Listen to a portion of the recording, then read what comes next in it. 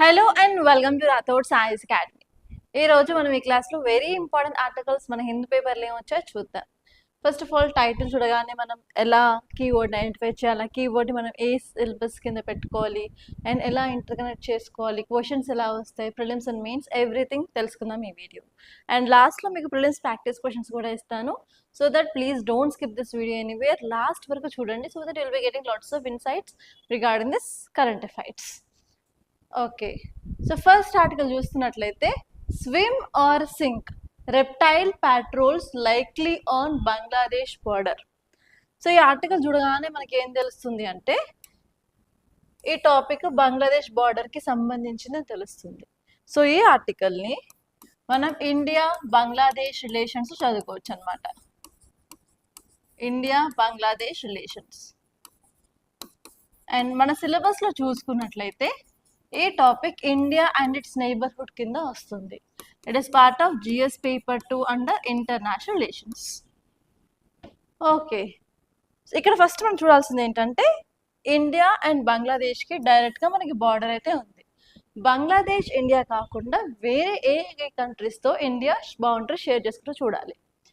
First వచ్చేసి మనకి ఇటు సైడ్ పాకిస్తాన్ ఉంటుంది, on map Afghanistan, China, Nepal, Bhutan, Bangladesh, Myanmar. And ఇక్కడ కింద మనం మెరిటైమ్ బార్డర్ వచ్చేసి శ్రీలంకతో అలాగే మాల్దీవ్స్తో షేర్ చేసుకుంటాం. ఓకే, అండ్ ఈ అన్ని కంట్రీస్లోకి వెళ్ళా బంగ్లాదేశ్ తోటి మనం లాంగెస్ట్ ల్యాండ్ బౌండరీ షేర్ చేసుకుంటాము. ఇది ఆల్రెడీ ప్రిలిమ్స్లో అడిగిన ఒక పీవైక్యూ క్వశ్చన్ అనమాట. It is 1980s to 1990s మధ్యలో 2 సార్లు క్వశ్చన్ ఇవి బార్డర్స్ గురించి అడగడం జరిగింది. అండ్ ఈసారి వచ్చేసి మీకు బంగ్లాదేశ్లో ఇన్స్టెబిలిటీ ఉంది అండ్ షేక్ హసీనా అక్కడ నుంచి వెళ్ళిపోయారు, రీసెంట్గా ఎలక్షన్స్ జరిగాయి. ఓకే, సో అవన్నీ ఉన్నాయి కాబట్టి ఈసారి బంగ్లాదేశ్ మీద కూడా క్వశ్చన్ వచ్చే ఛాన్స్ ఉంది మీ ప్రిలిమ్స్లో. ఓకే, అక్కడ క్వశ్చన్స్ ఎలా వస్తాయి అంటే ఈ యొక్క కంట్రీస్ అన్ని ఇచ్చేసి arrange them in increasing order or decreasing order based on the land border we're sharing with అని అడగచ్చు. అండ్ సెకండ్ టైప్ వచ్చేసి ఏ స్టేట్స్ బంగ్లాదేశ్తో బార్డర్ చేసుకుంటున్నాయి అని అడగచ్చు. సో అలా కొంత బేసిక్స్ మీకు తెలిసి ఉండాలి. అంతేకాకుండా ఇంకా కొంచెం డెప్త్కి వెళ్తే Teesta river which is the transboundary river అని కూడా అడగచ్చు.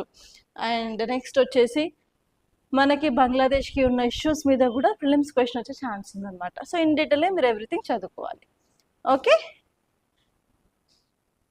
ఎస్, కంటెక్స్ట్ చూసుకున్నట్లయితే India Bangladesh border stretches 4096.7 square kilometres of border మనం షేర్ చేసుకుంటున్నాం అనమాట. అండ్ ఇక్కడ చూసుకున్నట్లయితే మన డిఫరెంట్ టెరైన్ కూడా ఉంటుంది. అంటే మధ్యలో హిల్స్ ఉంటాయి especially India and Bangladesh border దగ్గర, అండ్ ఈవెన్ రివర్ ఉంటుంది, వ్యాలీస్ ఉంటాయి, అండ్ చాలా ఏరియా మనకి ఫ్లడ్ ప్రోన్ ఏరియా ఉంటుంది, అలాగే డెన్స్లీ పాపులేటెడ్ విలేజెస్ కూడా ఉంటాయి అనమాట. అండ్ 1947 పార్టీషన్ తర్వాత కమ్యూనిటీస్ ఫ్యామిలీస్ అని డివైడ్ అయిపోయి దాని తర్వాత క్రాస్ బార్డర్ మూమెంట్స్ కూడా ఫ్రీక్వెంట్గా జరిగాయి, ఎస్పెషల్లీ వర్క్ కోసం, ఫ్యామిలీ రిలేషన్స్, సీజనల్ రీజన్స్ అన్నిటి వల్ల. సో అందుకని నార్మల్గా మనం ఎంత బౌండరీ షేర్ చేసుకున్నాం, మోర్ దెన్ 4000 కిలోమీటర్స్, అందులో అరౌండ్ 3326 కిలోమీటర్స్కి ఫెన్సింగ్ అనేది ఉంది. కానీ మిగతాది మాత్రం లేదనమాట, ఎందుకంటే మనకి మార్షి ఏరియా ఉంది, రివరైన్ ఏరియా ఉంది కాబట్టి. సో అందుకని ఇప్పుడు మనము ఆ రివరైన్ ఏరియాలో ప్రొటెక్షన్ చేయాలన్నప్పుడు మనం అక్కడ రెప్టైల్స్ యూజ్ చేయాలి అనుకుంటున్నారు. ఆ రెప్టైల్స్ ఏంటంటే క్రోకోడైల్స్ అలాంటివి అనమాట. సో ఇప్పుడు రీసెంట్గా హోమ్ మినిస్టర్ ఒక ప్రపోజల్ తీసుకొచ్చారు. ఆ ప్రపోజల్ ఏంటంటే రెప్టైల్ పాట్రోల్ ప్రపోజల్ అనమాట.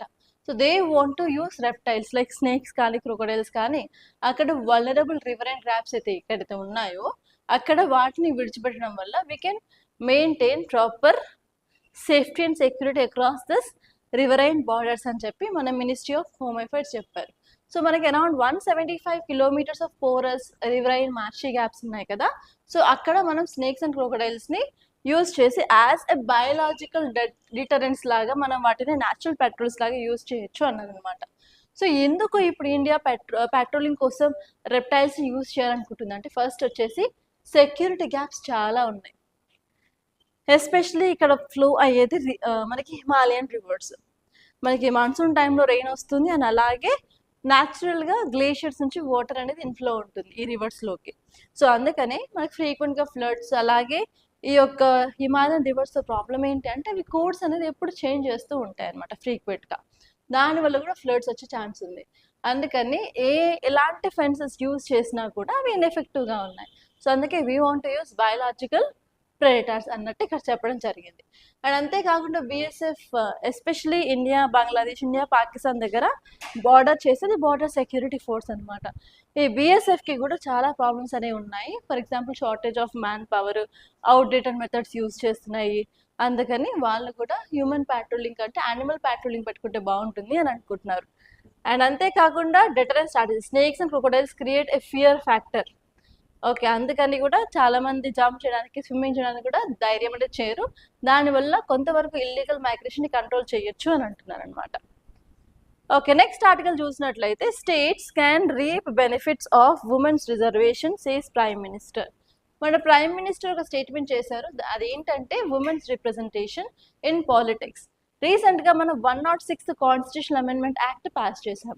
అది దేని గురించి మాట్లాడుతుందంటే women's reservation in different areas కదా. For example Lok Sabha and state legislative అసెంబ్లీలో మనం ఉమెన్కి 33% ఆఫ్ రిజర్వేషన్ ఇవ్వాలి అనుకుంటున్నాం. సో అలా ఉమెన్కి రిజర్వేషన్ ఇస్తే మాత్రం చాలా బాగుంటుందని చెప్పి ఈవెన్ మన ప్రైమ్ మినిస్టర్ కూడా చెప్పడం జరిగింది.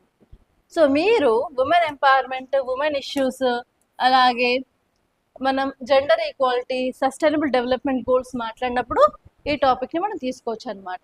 అండ్ ఎస్పెషల్లీ ఎస్సీలో మాత్రం it is one of the favourite area of UPSC అని కూడా చెప్పొచ్చు. చాలాసార్లు యూపీఎస్సీ మెయిన్స్లో ఎస్ఏలో ఉమెన్ ఎంపవర్మెంట్ గురించి క్వశ్చన్స్ వచ్చాయన్నమాట.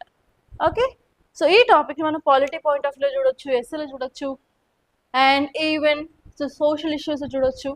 ఓకే, సో ఇప్పుడు ఈ ఆర్టికల్ చూసినట్లయితే మనం 106th constitution amendment act pass చేశాం. దాని యొక్క పేరు ఏంటంటే నారీ శక్తి వందన్ అధినియం అనమాట. దీని మీద 2023లో యూపీఎస్సీలో క్వశ్చన్ వచ్చింది ప్రిలిమ్స్లో. అండ్ ఈసారి కూడా డీలిమిటేషన్ మీద, ఉమెన్ రిజర్వేషన్ మీద కూడా క్వశ్చన్ రావచ్చు. Be careful. ఓకే, ఈ యొక్క యాక్ట్ ఏం చెప్తుంది అంటే 33% ఆఫ్ సీట్స్ అనేవి ఉమెన్కి లోక్సభలో అలాగే స్టేట్ లెజిస్లేటివ్ అసెంబ్లీస్లో మనం రిజర్వేషన్ ప్రొవైడ్ చేయాలి అని చెప్పి తీసుకొచ్చాం. కానీ ఇందులో ఒక టర్మ్స్ అండ్ కండిషన్ ఉంది. అది ఏంటంటే కొత్త సెన్సస్ వచ్చిన తర్వాత, డీలిమిటేషన్ చేసిన తర్వాత దీన్ని ఇంప్లిమెంట్ చేస్తాము అని అంటున్నారు అనమాట. ఓకే, ఇది ఎప్పుడు పాస్ అయింది అంటే 2023లో పాస్ అయింది. దానికి చాలా సపోర్ట్ అయితే వచ్చింది, ఎస్పెషల్లీ రిజర్వేషన్ ఫర్ ఉమెన్ బిల్కి. అండ్ ఇప్పుడు దీని గురించి చూసుకున్నట్టయితే కొన్ని facts. 106th constitution amendment act అనేది మన పార్లమెంట్లో పాస్ అయింది. ఇది ఏం చెప్తుంది అంటే 1/3 reservation for women in Lok Sabha గురించి చెప్తుంది అనమాట. ఓకే, లోక్సభనే కాదు, ఈవెన్ స్టేట్ లెజిస్లేటివ్ అసెంబ్లీస్లో అండ్ అలాగే ఢిల్లీ ఒక అసెంబ్లీలో కూడా 33% of reservation for women implement చేయాలి అంటున్నారు. ఇంప్లిమెంటేషన్ టైం లైన్ ఏంటంటే it shall come in to effect after first exercise of delimitation is undertaken after this amendment act. వాళ్ళు ఏం చెప్తున్నారు అంటే కంపల్సరీ మనం డీలిమిటేషన్ చేయాలి, కొత్త బౌండరీస్ డ్రా చేసిన తర్వాత మనం దీన్ని ఇంప్లిమెంట్ చేస్తాము అని చెప్పి 2023లో చెప్పడం జరిగింది. కానీ ప్రాబ్లం ఏంటంటే 2026 ఇప్పుడు మనం 2026లో ఉన్నాం. యాక్చువల్లీ ఎవ్రీ 10 yearsకి ఒకసారి మనం సెన్సస్ చేస్తాము. కానీ COVID-19 వల్ల 2021 సెన్సస్ లేట్ అయింది. అండ్ ఎప్పటి వరకు కూడా సెన్సస్ అనేది అవ్వలేదు. అందుకని దీని మీద కొంత ప్రాబ్లం అయితే ఉంది, ఈసారి ఇంప్లిమెంట్ చేస్తామా లేదా అని చెప్పి. ఇప్పుడు ఇన్కేస్ సెన్సస్ అయిన తర్వాత డీలిమిటేషన్ చేసి మనం ఇది అంతా ఇంప్లిమెంట్ చేయాలి అంటే మనకి 2029 ఎలక్షన్స్ ఉన్నాయి. ఇది అవ్వదేమో అనే డౌట్తో రీసెంట్గా గవర్నమెంట్ ఒక స్టెప్ తీసుకొచ్చింది. ఆ స్టెప్ ఏంటి, 2011 సెన్సస్ డేటా తీసుకొని డీలిమిటేషన్ చేస్తాం. డీలిమిటేషన్ చేసిన తర్వాత మేము ఈ రిజర్వేషన్ని ఇంప్లిమెంట్ చేస్తామన్నట్టు చెప్పడం జరిగింది. ఓకే, ఈ యాక్ట్ గురించి కొన్ని ఇంపార్టెంట్ ఫ్యాక్ట్స్ చూసుకున్నట్లయితే article 239AA of constitution was amended to reserve 1/3 seats. ఢిల్లీలో ఉన్న అసెంబ్లీలో ఈ యొక్క రిజర్వేషన్ తీసుకురావాలి అని చెప్పి అక్కడున్న ఆర్టికల్ 239AAని కూడా అమెండ్మెంట్ చేయడం జరిగింది. అండ్ నెక్స్ట్ వచ్చేసి 3 కొత్త ఆర్టికల్స్ అయితే ఇంట్రడ్యూస్ చేశారు. ఆర్టికల్ 330A ఇది ఏం చెప్తుంది అంటే 1/3 సీట్స్ ఫర్ ఉమెన్ గురించి చెప్తుంది అనమాట. అండ్ ఆర్టికల్ 332A ఇదేంటంటే 1/3 of seats for women in state assemblies including seats reserved for SC and ST. And next article 334A అనమాట. ఇదేం చెప్తుంది అంటే ఇది 15 year వరకు సన్సెట్ క్లాస్ అనేది ఉంటుంది. అండ్ దాని తర్వాత ఇఫ్ ఇన్ కేస్ మనకి అవసరం అన్నట్లయితే వీ కెన్ ఎక్స్టెండ్ దిస్ అన్నట్టు కూడా చెప్పారనమాట. అండ్ ఈ ఆర్టికల్ ఏం చెప్తుంది అంటే this will become effect after next delimitation of constituencies గురించి చెప్తుంది అనమాట. అండ్ అసలు ఉమెన్కి రిజర్వేషన్ దేనికి అసలు అవసరమా అన్నట్లయితే yes there are some arguments in favour. First వచ్చేసి జెండర్ ఈక్వాలిటీ అనమాట. అండ్ మనం చూసుకున్నట్లయితే పాలిటిక్స్లో ఉమెన్ యొక్క రిప్రజెంటేషన్ చాలా తక్కువగా ఉంది. దాన్ని అండర్ రీప్రజెంటేషన్ అంటున్నాము. అరౌండ్ 8% మాత్రమే స్టేట్ అసెంబ్లీస్లో ఉంది అండ్ 14% ఏమో మనకి పార్లమెంట్లో ఉంది. అండ్ నెక్స్ట్ వచ్చేసి ఇంటర్నేషనల్ కంపారిజన్ అంటే వేరే కంట్రీస్తో పోల్చుకున్నట్లయితే ఇండియాలో ఉన్న ఉమెన్ రిప్రజెంటేషన్ చాలా తక్కువ with our neighbouring countries. And next దానివల్ల మనం పొలిటికల్ ఇన్ఈక్వాలిటీ అనేది చూస్తున్నాం. Low representation of women in politics contributes to India's poor ranking in gender gap report as well. అంతేకాకుండా పేట్రియార్కల్ పాలిటిక్స్ అయితే మనకు ఉన్నాయి. అఫర్మేటివ్ యాక్షన్ ఈస్ నెసెసరీ, చాలా చాలా ఇంపార్టెంట్ అనమాట. సో అందుకని మనకి for sure reservation for women చాలా అవసరం. అండ్ నెక్స్ట్ వచ్చేసి జెండర్ సెన్సిటివ్ పాలసీస్ కూడా మనకి చాలా అవసరం అనమాట. ఎస్పెషలీ మనకి క్రైమ్స్ అగెయిన్స్ట్ ఉమెన్, అలాగే లో లేబర్ ఫోర్స్ పార్టిసిపేషన్ అవన్నీ చేయాలనుకున్నాము. అండ్ నెక్స్ట్ వచ్చేసి low level evidences. Reservation at the local level have led to improve crime reporting and access to amenities. Already కొంతవరకు ఉమెన్ ఫార్వర్డ్కి వచ్చినప్పుడే మనకి ఇంత తేడా అనేది కనిపిస్తుంది. కాబట్టి ఇన్ కేస్ రిజర్వేషన్ ప్రొవైడ్ చేస్తే we can see a lot of change in the society అని కూడా చెప్తున్నారు అనమాట. అండ్ నెక్స్ట్ ఆర్టికల్ చూసినట్లయితే exporters urge government to revive oil rice barter mechanism with Iran. ఈ టైటిల్ చదివిన వెంటనే మనకు ఒక కీవర్డ్ కనిపిస్తుంది. ఆ కీవర్డ్ ఏంటంటే oil rice barter mechanism.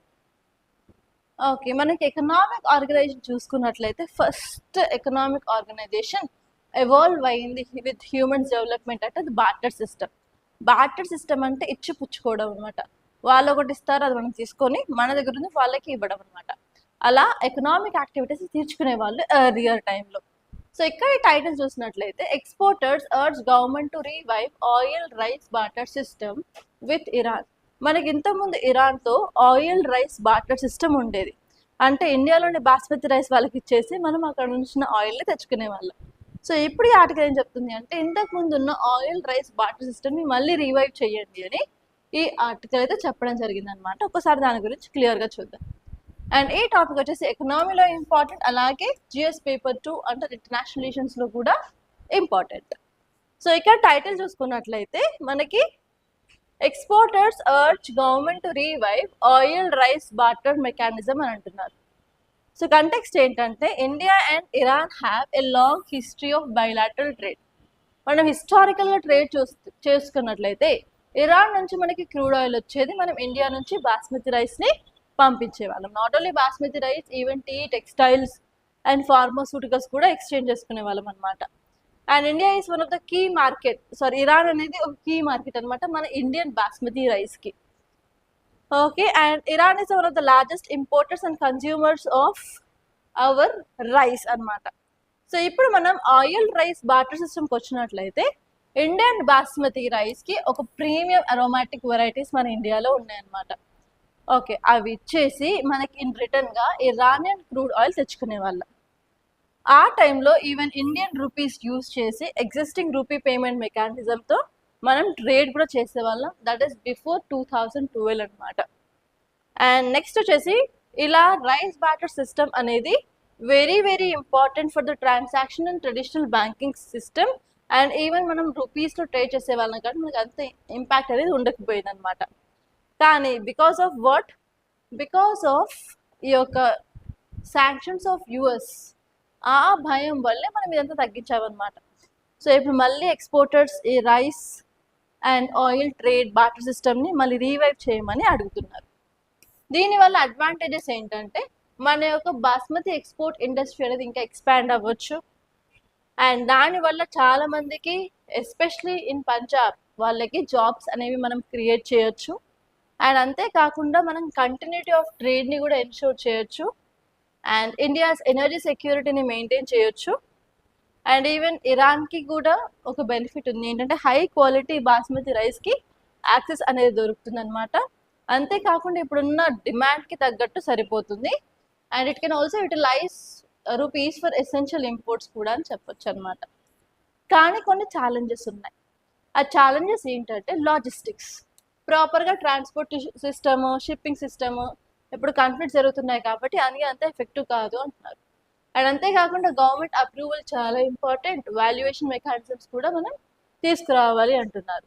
And even మిస్యూస్ని prevent చేయడానికి మనకు ప్రాపర్గా మానిటరింగ్ సిస్టమ్ కూడా important. And potential US sanctions కూడా చాలా అవసరం అని ఇక్కడ క్లియర్గా చెప్పారనమాట.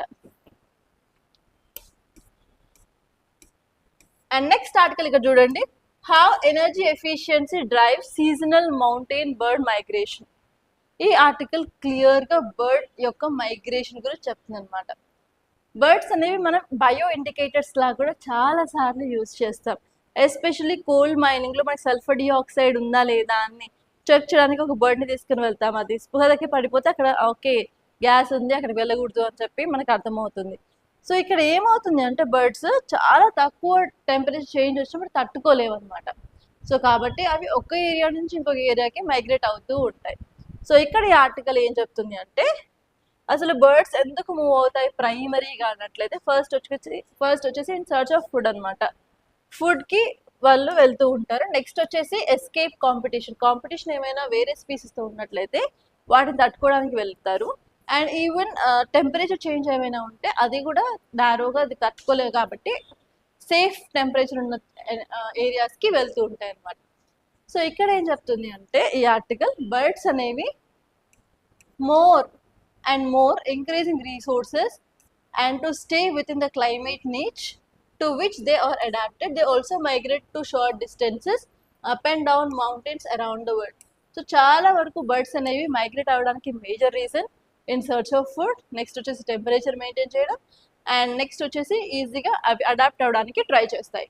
అండ్ న్యూ స్టడీ వచ్చేసి ఇక్కడ ఏం చెప్తుంది అంటే around 34 mountain reasons world wide, ఆ రీజన్స్లో మనకి ఎలివేషనల్ మైగ్రేషన్ బర్డ్స్ అనేవి కనిపిస్తూ ఉన్నాయి. అండ్ ఇది not only seasonal movement and even they want to optimize their energy budgets అని కూడా చెప్తుంది అనమాట. సో ఇక్కడ చూసుకున్నట్లయితే ప్రాబ్లం ఏంటంటే బర్డ్స్ షార్ట్ డిస్టెన్స్ మూవ్ అవుతాయి అండ్ లాంగ్ డిస్టెన్స్ కూడా మూవ్ అవుతాయి. అండ్ కొన్ని బర్డ్స్ అయితేనేమో టెంపరేట్ రీజన్స్ ట్రాపికల్కి వస్తాయి, ట్రాపికల్ నుంచి టెంపరేట్ రీజన్కి కూడా వెళ్తాయి. అండ్ బర్డ్స్ అనేవి ఎందుకు మూవ్ అవుతాయి అంటే బికాస్ ఆఫ్ రీసోర్సెస్, వాటికి ఫుడ్, వాటర్, టెంపరేచర్ మెయింటైన్ చేయడానికి వెళ్తూ ఉంటాయి. అండ్ ఇక్కడ ఈ ఆర్టికల్ ఏం చెప్తుంది అంటే చాలా సార్లు మనం ఈ బర్డ్స్ మౌంటైన్ రీజన్స్కి వెళ్ళడం చూస్తున్నాము. అరౌండ్ 34 మౌంటైన్ రీజన్స్ అని చెప్పి ఇక్కడ చెప్పడం జరిగింది అనమాట. అండ్ ఇక్కడ మనకి మైగ్రెంట్ బర్డ్లో అరౌండ్ 36.5% ఆఫ్ బర్డ్స్ అనేవి మైగ్రెంట్ మౌంటైన్ బర్డ్ పాపులేషన్స్ అయి ఉన్నాయి అని ఇక్కడ చెప్పడం జరిగింది అనమాట. సో ఇక్కడ మనం చూడాల్సింది ఏంటంటే అసలు మైగ్రేటరీ స్పీసీస్ అంటే ఏంటి, అవి వెళ్ళడానికి యూజ్ చేసే రూట్స్ని ఫ్లైవేస్ అంటారు. ఆ ఫ్లైవేస్ ఏంటో చూసుకోవాలి, ఎందుకంటే ఫ్లైవేస్ మీద ఆల్రెడీ యూపీఎస్సీ క్వశ్చన్ అయితే అడిగింది ఒకసారి. మైగ్రేటరీ స్పీసీస్ అంటే ఏం లేదు, సింపుల్గా a species are lower taxon of wild animals of which the entire population of any geographically separate part of the population cyclically and predictably across one or more national jurisdiction boundaries. ఒక స్పీసీసే కానీ entire group of species కానీ ఒక area నుంచి ఇంకొక ఏరియాకి boundaries దాటి వెళ్ళడాన్ని migration అంటారనమాట. So ఇందులో మనకి డిఫరెంట్ ఫ్లైవేస్ ఉంటాయి. ఫ్లైవేస్ అంటే ఏంటంటే పర్టికులర్ రూట్ అనేది ఫాలో అవుతూ ఉంటాయి అన్నమాట. Flyways are the area used by a group of birds during their annual cycle which includes their breeding areas, step over areas and wintering areas. మనకి ఈ ఇమేజ్ చూసినట్లయితే మనకి డిఫరెంట్ ఫ్లైవేస్ అయితే కనిపిస్తాయి. సో ఇక్కడ ఈ బ్రౌన్ కలర్ది ఇదేంటంటే ఈస్ట్ అట్లాంటిక్ హైవే అనమాట. ఈ ఏరియాలో బర్డ్స్ అనేవి మైగ్రేట్ అవుతుంటాయి. అండ్ నెక్స్ట్ వచ్చేసి Black Sea or Mediterranean Sea. ఇక్కడ మనకి మెడిటరేనియన్ సీ, బ్లాక్ సీ ఉంది కదా, సో ఈ ఏరియా చుట్టూ మనకు మైగ్రేషన్ అవుతే దాన్ని Black Sea or Mediterranean highway అంటారు. అండ్ ఇక్కడ మనకి ఏషియా, సెంట్రల్ ఏషియన్ ఫ్లైవే ఉంటుంది. అండ్ ఇక్కడ purple colour West Asian, East Asian flyway ఉంటుంది. అండ్ ఇక్కడ చూసుకున్నట్లయితే మనకి ఈ బ్లూ కలర్ది పసిఫిక్ ఓషన్ కదా, ఇక్కడ పసిఫిక్ హైవే ఉంటుంది. అండ్ నెక్స్ట్ వచ్చేసి ఎల్లో కలర్ది ఇక్కడ Pacific Americas flyway, and next Atlantic Americas flyway, Mississippi Americas flyway. So ఇలా డెఫినెట్ ప్యాటర్న్స్లో బర్డ్స్ అనేవి మైగ్రేట్ అవుతూ ఉంటాయి అన్నమాట. అండ్ ఇక్కడ మనం చూసుకోవాల్సింది ఏంటంటే ఇండియా గురించి చూసుకోవాలి. ఇండియా దగ్గర ఉన్న ఫ్లైవేస్ ఏంటి అంటే సెంట్రల్ ఏషియన్ ఫ్లైవే ఉంటుంది, అండ్ దాంతోపాటు west Asian east African flyway. ఈ రెండు ఫ్లైవేస్ ద్వారా ఇండియాకి మనకి మైగ్రేటరీ బర్డ్స్ అనేవి వస్తాయన్నమాట. సో ఆల్రెడీ మనకి క్వశ్చన్ యూపీఎస్సీ ప్రిలిమ్స్లో సెంట్రల్ ఏషియన్ ఫ్లైవే గురించి అడగడం జరిగింది. ఒకసారి అది చూసుకుంటే సరిపోతుంది. అండ్ నెక్స్ట్ ఆర్టికల్ చూసుకున్నట్లయితే ఎలాస్టిక్ రూల్స్. ఈ టాపిక్ వచ్చేసి India needs proper reckoning of plastic collection and reuse targets. So ఇక్కడ ఈ ఆర్టికల్ ఏం చెప్తుందంటే రీసెంట్గా మనం కొన్ని చేంజెస్ తీసుకొచ్చాము. Plastic is a very big problem. మనకి సాయిల్లో కానీ మనకి ఎయిర్లో కూడా వాటర్లో కూడా ఎక్కడ చూసినా ప్లాస్టిక్ పొల్యూషన్ అవుతూనే ఉంది. సో వాటిని కంట్రోల్ చేయడానికి మన గవర్నమెంట్ తీసుకువచ్చింది ఒక యాక్ట్, దాని పేరు plastic waste management act of 2016. And ఇప్పుడు ఆ ప్లాస్టిక్ వేస్ట్ మేనేజ్మెంట్ యాక్ట్కి కొన్ని చేంజెస్ అమెండ్మెంట్స్ చేసామన్నమాట. సో ఇక్కడ మీరు చూడాల్సింది ఏంటంటే ఆ అమెండ్మెంట్కి సంబంధించిన చేంజెస్ ఏంటి, అండ్ ఇప్పుడు చేంజెస్ ఇవ్వడానికి రీజన్ ఏంటి, అండ్ దానివల్ల మనకు వచ్చిన అడ్వాంటేజెస్ ఏంటి. అండ్ ఇది మెయిన్స్లో చాలా important topic from environment and ecology from GS paper 3 అనమాట. ఓకే, ఇప్పుడు కంటెక్స్ట్ చూసుకున్నట్లయితే రీసెంట్గా government plastic waste management amendment rules, కొత్త రూల్స్ ఆఫ్ 2026ని తీసుకొచ్చింది. And they are notified by ఎవరు, మన సెంట్రల్ గవర్నమెంట్. ఈ రూల్స్ ఏం చేస్తాయి అంటే మనం ఇంతకుముందు తీసుకొచ్చిన plastic waste management act of 2016లో నోటిఫై చేయడం జరిగిందనమాట. ఓకే, మనం తీసుకొచ్చిన ఇప్పుడు కీ చేంజెస్ ఏంటంటే ఫస్ట్ వచ్చేసి మ్యాండేటరీ రీసైకిల్డ్ కంటెంట్. మనకి ప్లాస్టిక్ చూస్తున్నట్లయితే ప్రొడ్యూస్ చేస్తున్నారు ఇండియాలో, దాంతోపాటు మనం వేరే కంట్రీ నుంచి ఇంపోర్ట్ చేసుకుంటున్నాము. అండ్ ఈవెన్ ప్లాస్టిక్ సంబంధించి కొంతమంది brand owners, for example Tupperware, అలా డిఫరెంట్ బ్రాండ్స్ కూడా ఉంటాయి కదా. సో అవన్నీ చూసుకున్నట్లయితే చాలా వరకు రీసైక్లింగ్ అనేది తక్కువ. సో ఇంతకుముందు రూల్స్లో మనం అట్లీస్ట్ 30% ఆఫ్ రీసైక్లింగ్ అన్నాము, కానీ ఇప్పుడు 30% కాస్త 60% ఆఫ్ రీసైక్లింగ్ చెయ్యాలి అని చెప్పి ఈ కొత్త రూల్లో చెప్తున్నారు. అండ్ నెక్స్ట్ వచ్చేసి exemptions apply if statutory bodies like FSSAI, CDSCO prohibit recycle plastic for specific use. అంతేకాకుండా కొన్నిసార్లు FSSAI కానీ CDSCO కానీ అలా రీసైకిల్ చేసిన ప్రోడక్ట్ని యూస్ చేయొద్దు అన్నప్పుడు కంపల్సరీ దాన్ని ప్రొహిబిట్ చేయాలి. ఎందుకంటే చాలాసార్లు మనకి ఫుడ్ ప్రాసెసింగ్ చేస్తున్నప్పుడు కానివ్వండి, ఫుడ్ ప్యాకేజింగ్లో కానివ్వండి, మనం ప్లాస్టిక్ని యూస్ చేస్తున్నాము. ఫర్ ఎగ్జాంపుల్ ఈవెన్ మీరు కర్రీ పాయింట్లో కర్రీస్ కొనుక్కున్నా కూడా లైక్ ప్లాస్టిక్ బాక్స్లో పెట్టి ఇవ్వడము, అండ్ ఈవెన్ మీరు ఏమైనా ఫుడ్ ఆర్డర్ చేస్తున్నా కూడా ప్లాస్టిక్ బాక్సెస్లో ప్యాక్ చేసి ఇవ్వడం. అండ్ ఈవెన్ చాట్ బండి దగ్గర చాట్ కొనుక్కున్నా కూడా ఇఫ్ యూ ఆస్క్ పార్సల్ వాళ్ళు ప్లాస్టిక్ బాక్స్లలో పెట్టిస్తుంటారు. సో అలా FSSAI ఏదైనా సరే కంపల్సరీ అది ప్లాస్టిక్ యూజ్ చేయదా ఫుడ్ ఐటమ్స్లో అని చెప్పినప్పుడు కంపల్సరీ మనం ప్లాస్టిక్ అయితే యూజ్ చేయొద్దు అని ఇందులో చెప్పడం జరిగిందనమాట. ఎందుకంటే చాలాసార్లు ప్లాస్టిక్ మనం ట్రాన్స్పోర్ట్ చేస్తున్నప్పుడు ఎక్కువ temperature and storage conditions maintain చేయనప్పుడు plastic will leaches into the food అనమాట. So that what happens, it will be very dangerous especially. And next అదే కాకుండా కొత్త రూల్స్లో క్లియర్ కట్గా ఒక డెఫినేషన్ తీసుకొచ్చామన్నమాట. అది ఏంటంటే what is reuse, what is plastic waste processors, end of life disposal, అలా ప్రాపర్గా డెఫినేషన్స్ తీసుకొచ్చారు. అండ్ అంతేకాకుండా రీయూస్ ఆబ్లిగేషన్స్ని కూడా తీసుకొచ్చారు. మినిమం రీయూస్ టార్గెట్స్ ఏంటి అంటే large drinking water containers up to 85%. So చాలా వరకు మనం ప్లాస్టిక్ని రీసైకిల్ మనం నార్మల్గా వాటర్ బాటిల్స్లో వాటర్ తాగుతాం, less 10 rupees 20 rupees water bottles తీసుకొని వాడతాం. దాని మీద ఏం రాస్తుందంటే after drinking water crush the bottle అని ఉంటుంది. కానీ ఎంతమంది క్రష్ చేసి పడేస్తారు, చాలా తక్కువ. అండ్ ఈవెన్ ఆ బాటిల్స్ని కడుక్కొని మనం ఇంకో 2-3 సార్లు అలా వాడతాం, 2-3 సార్లు అయితే బాగానే వాడుతూ ఉంటాం. సో అలా మనం దాన్ని ఎలా వాడాలో చూస్తామే తప్ప so will not be focusing on like what guidelines that we have to follow as a consumer అని కూడా వాడు. సో అలా చేయడం వల్ల ఏంటంటే ప్లాస్టిక్ లీచ్ అయిపోయి మనం తాగే దాంట్లో మనం స్టోర్ చేసుకునే పదార్థాలలోకి వచ్చేస్తుంది అనమాట. That will be more harmful and దానివల్ల ఈవెన్ క్యాన్సర్స్ వచ్చే ఛాన్సెస్ కూడా ఉంటాయి. సో ఇక్కడ రీయూస్ ఆబ్లిగేషన్స్ని కూడా మార్చడం జరిగిందనమాట. అండ్ అంతేకాకుండా స్ట్రిక్ట్ స్టాండర్డ్స్ అనేవి మనం ఫాలో అవ్వాలి. ఎస్పెషలీ మనం ఫుడ్ ఐటమ్స్లను ప్యాకేజ్ చేసినప్పుడు దానిపైన రీసైకిల్ ప్యాకేజింగ్ మీద కంపల్సరీ అది రీసైకిల్డ్ కంటెంట్ అయితే ఫర్ షూర్ రీసైకిల్డ్ కంటెంట్ అని చెప్పి లేబులింగ్ చేయాలి అని చెప్పడం జరిగింది. అండ్ అంతేకాకుండా సెంట్రలైజ్డ్ ఎన్ఫోర్స్మెంట్ కూడా చేయాలనుకుంటున్నారు. ఎస్పెషలీ అర్బన్ లోకల్ బాడీస్ ప్రాపర్గా మానిటరింగ్ చేస్తూ స్టేట్ కమిటీస్ని డిజిటల్ ట్రాకింగ్ని ఆడిటింగ్ అదంతా చేయాలి అని చెప్పి చెప్పారనమాట. అండ్ ఇప్పుడు వచ్చిన కొత్త రూల్స్లో మనకి సిగ్నిఫికెన్స్ ఏంటి, ఎందుకు ఇది ఇంపార్టెంట్ అంటే ఫస్ట్ వచ్చేసి మనం ఎక్కువ రీసైకిల్ని ప్రమోట్ చేస్తున్నాం కాబట్టి సర్క్యులర్ ఎకానమీని క్రియేట్ చేయొచ్చు అనమాట. సర్క్యులర్ ఎకానమీ అంటే రెడ్యూస్, రీయూస్ అండ్ రీసైకిల్. ఇందులో 3R ఫెనామినా ఉంటుంది. అండ్ ఈ సర్క్యులర్ ఎకానమీ మీద చాలాసార్లు యూపీఎస్ అయితే క్వశ్చన్ అడిగింది from environment point of view. ఒకసారి చూసుకోండి. సో మనం సర్క్యులర్ ఎకానమీని ప్రమోట్ చేస్తున్నాం. అండ్ అంతేకాకుండా ఎన్వైరన్మెంట్ని కూడా ప్రొటెక్ట్ చేస్తున్నాం. ఎందుకు అంటే ఇలా మనం రీసైకిల్ చేయకుండా ఎక్కడ పడితే అక్కడ పడేస్తే ఏమవుతుంది అంటే అది మన soil contamination, ground water pollution అవన్నీ చేసేస్తుంది.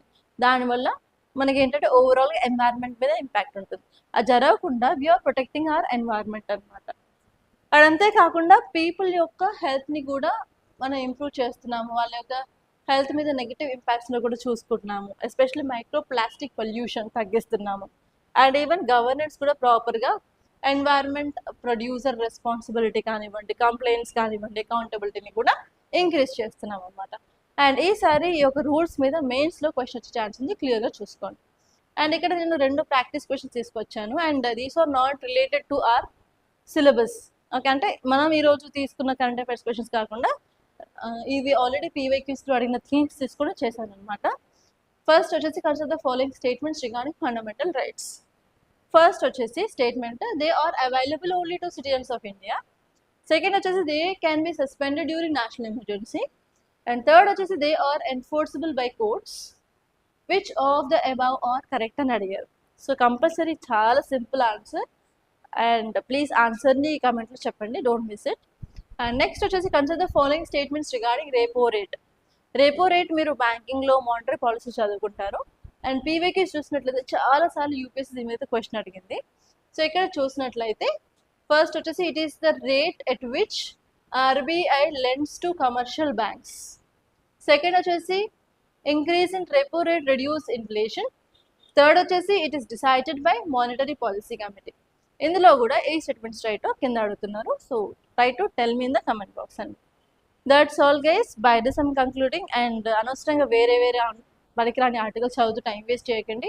అండ్ ఎగ్జామ్కి 50 days కంటే తక్కువగా ఉంది. Try to focus on your exam more. And ఈ టైంలో మీరు కంపల్సరీ పీవైక్యూస్ ఎక్కువ మాక్ టెస్ట్ చేయడం, కొత్తది మాత్రం ఎట్టి పరిస్థితులు చదవకూడదు, ఓన్లీ చదివింది రివైజ్ చేసుకుంటూ ఉండండి గైస్. ఓకే, అండ్ ఎన్ని క్వశ్చన్స్ ప్రాక్టీస్ చేస్తూ ఉంటే మీకు అంత ఎక్స్పీరియన్స్ వస్తుంది. Rather than reading a new book, try to solve this questions and PYQs so that మీకు ఏ క్వశ్చన్స్ మీద, ఏ టాపిక్స్ మీద ఎక్కువ క్వశ్చన్స్ వస్తున్నాయి, ఎంత ఇన్ డెప్త్ చదువుకోవాలి. అండ్ కొన్నిసార్లు ఏమవుతుందంటే మీరు పీవైక్యూస్ చేసినప్పుడు అక్కడ ఉన్న ఆన్సర్స్ నెక్స్ట్ ఎగ్జామ్లో వచ్చే వాటి స్టేట్మెంట్స్ని ఎలిమినేట్ చేయడానికి కూడా యూజ్ అవుతాయి.